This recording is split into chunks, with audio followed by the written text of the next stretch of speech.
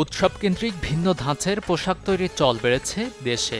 তাই তো স্বাচ্ছন্দ্যে যা কেনাকাটা করে অনেকেই নেন ভিনদেশের বন্ধু কিংবা আত্মীয়দের জন্যই। বাঙালির উৎসব মানেই বৈচিত্র্যপূর্ণ সব আয়োজন। পোশাকে উৎসবের যে ছাপ পড়ে প্রায়ই। ব্র্যান্ডের প্রতিষ্ঠানগুলো নিজেদের সেরাটা দিয়ে করে ঐতিহ্যের উপস্থাপন।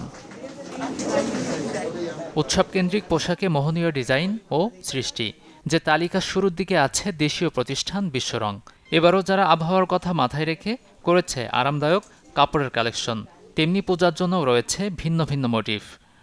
উৎসবের কাপড় পাবো এই ভরসাটা বিপ্লবের কাছ থেকে আমরা পাচ্ছি। আগে কিন্তু এরকম ছিল না। শুধু আসলে ভারতে নয়, কানাডায়, আমেরিকায় অনেক জায়গায় গিফট পাঠায়।